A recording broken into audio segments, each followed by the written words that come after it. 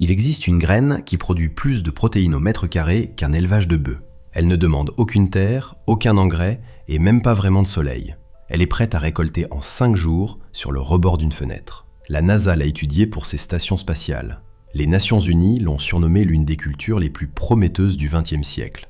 Et puis, presque du jour au lendemain, elle a disparu des radars occidentaux. Une simple boîte posée sur un appui de fenêtre peut te fournir des protéines fraîches toute l'année et à la fin de cette vidéo, tu sauras exactement comment faire. Avant d'entrer dans le concret, une question toute simple. As-tu déjà croisé cette plante en train de pousser près de chez toi, dans un jardin, le long d'une clôture? Dis-le moi en commentaire, parce que parfois la chose la plus précieuse ne se cache pas dans un laboratoire secret, elle grimpe tranquillement sur un grillage à 3 rues de chez toi. Fais un petit test cette semaine si tu veux. Va dans n'importe quel supermarché, passe 1 minute au rayon viande et regarde les gens. Tu verras toujours le même petit manège. Ils attrapent un paquet de viande hachée, regardent le prix et le reposent avec une grimace polie. Ce n'est pas juste une question de prix, c'est carrément un petit calcul mental qui se fait dans l'allée. Et pourtant, à quelques mètres de ce même supermarché, quelqu'un produit ses propres protéines fraîches sans le moindre bout de terrain, sans animal, sans chaîne du froid et sans camion de livraison.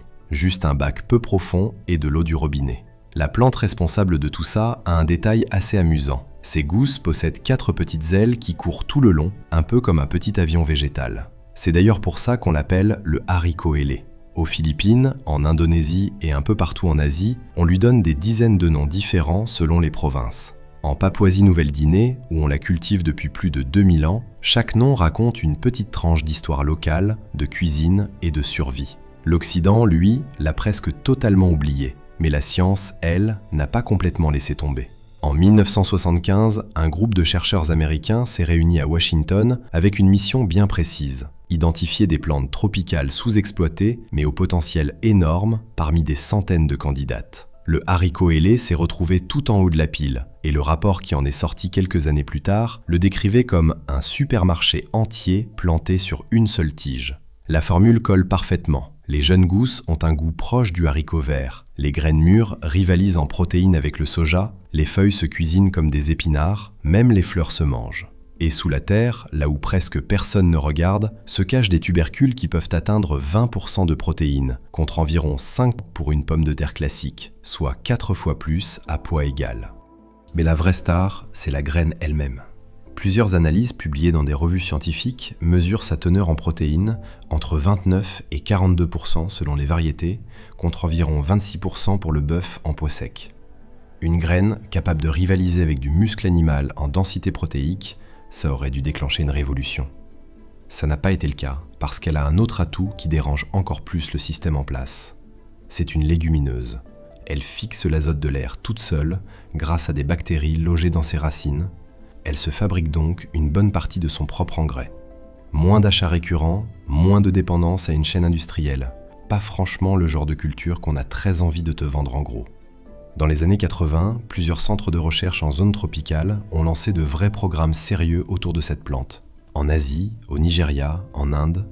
Pendant un moment, on a vraiment cru qu'elle allait transformer la production mondiale de protéines. Et puis, l'intérêt s'est éteint tout doucement, les financements ont changé de direction, et le haricot ailé est retourné tranquillement dans ses zones traditionnelles. La révolution promise n'a jamais vraiment pris racine en Europe ou en Amérique du Nord, et la raison tient plus à l'économie qu'à la biologie.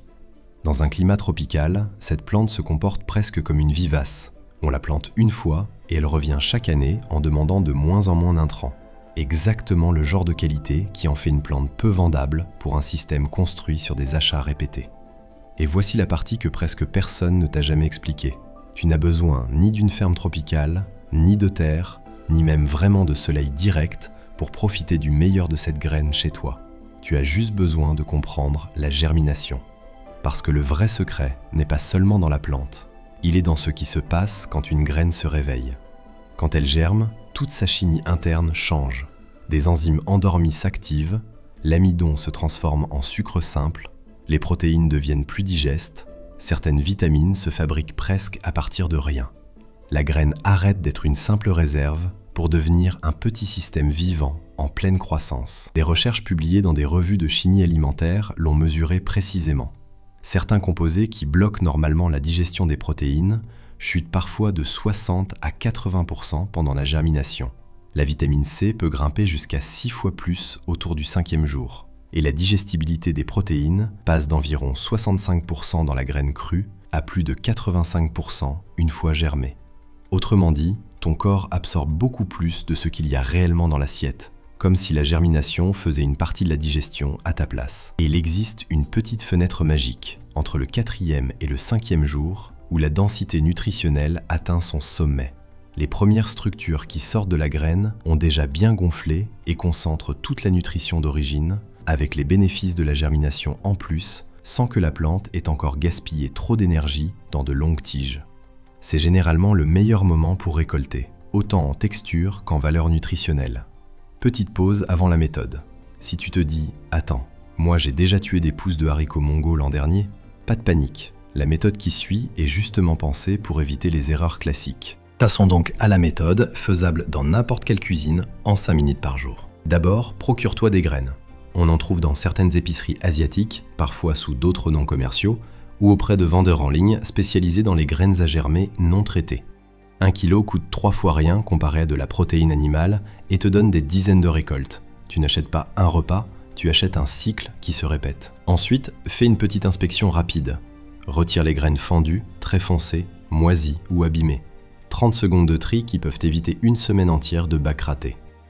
Mets ensuite les graines à tremper dans un bocal, recouvertes d'eau à température ambiante, avec environ 3 fois leur volume en eau puisqu'elles vont gonfler. Laisse tremper entre 12 et 24 heures, ni plus ni moins. Trop court, la germination est faible, trop long, les bactéries s'invitent à la fête. Égoutte ensuite complètement, rince à l'eau claire et égoutte à nouveau. La règle d'or ici c'est simple, jamais d'eau stagnante. Utilise un contenant qui draine bien, peu importe lequel, tant que l'eau ne stagne pas. Place-le à l'abri du soleil direct, dans une lumière indirecte ou même à l'ombre, parce que le soleil direct chauffe la graine, accélère les bactéries et peut donner un goût amer aux pousses. Rince ensuite 2 fois par jour, matin et soir, avec de l'eau à température ambiante, en remuant doucement, puis égoutte soigneusement à chaque fois. Sauter un rinçage, c'est le moyen le plus rapide de te retrouver avec un bac qui sent franchement bizarre. Côté température, vise entre 20 et 30 degrés. La plupart des maisons s'y trouvent naturellement à un moment ou un autre de la journée. Pour suivre ta progression, au 2e jour, les premières racines pointent. Au 3e, elles s'allongent. Au 4e, elles prennent une couleur pâle verdâtre. Et au 5e jour, c'est l'expansion maximale, juste avant que la tige ne commence à s'allonger et détourner l'énergie ailleurs. Récolte en coupant les pousses à la base, rince-les, égoutte-les bien, et conserve-les au frigo avec un essuie-tout pour absorber l'humidité. Bien conservées, elles tiennent 5 à 7 jours, mais le meilleur goût reste dans les 48 premières heures. Et voici l'astuce qui transforme ça en production continue. Lance ton prochain lot le jour même où tu récoltes le précédent. Avec 2 bacs en rotation, tu as des protéines fraîches en continu, 5 minutes par jour, sans saison, sans dépendre du climat et sans attendre que le prix de la viande daigne baisser un jour. Faisons un peu de calcul, parce que c'est là qu'une petite habitude devient un vrai système. Une boîte de fenêtres standard peut produire, sur un cycle de 5 jours, l'équivalent d'environ 100 g de matière sèche, soit à peu près 35 g de protéines par cycle, avec une teneur d'environ 35%. Multiplie par 6 cycles dans le mois, tu dépasses les 200 g, et sur une année, ça fait plus de 2 kg de protéines sorties d'une seule fenêtre. Compare ça à la viande. Obtenir 2 kg de protéines de bœuf demande d'élever un animal pendant 18 à 24 mois, avec de la nourriture, de l'eau, du terrain, du transport et de la réfrigération. Ta boîte, elle, demande de l'eau du robinet, un contenant et un peu de discipline. Et la différence ne s'arrête pas là, elle est aussi structurelle. La viande dépend de systèmes fragiles, carburant, chaîne du froid, transport. La germination maison dépend de 2 choses qui disparaissent rarement, même en pleine crise, l'eau et le temps. Si tu as des graines, tu as une petite banque de protéines. Si tu as un contenant, tu as une petite usine, pas industrielle, biologique. Ça, la vraie autonomie alimentaire. Si cette vidéo t'a donné envie de te lancer, abonne-toi à la chaîne. Et surtout, si tu démarres ton premier bac aujourd'hui, reviens me dire en commentaire à quel jour tu as récolté et ce que ça a donné en goût. Parce qu'une info ne sert vraiment à rien tant qu'elle ne quitte pas l'écran pour finir dans ta cuisine. Et maintenant, tu sais exactement ce qui dépend d'une simple boîte posée sur ta fenêtre et de 5 minutes de ton attention par jour.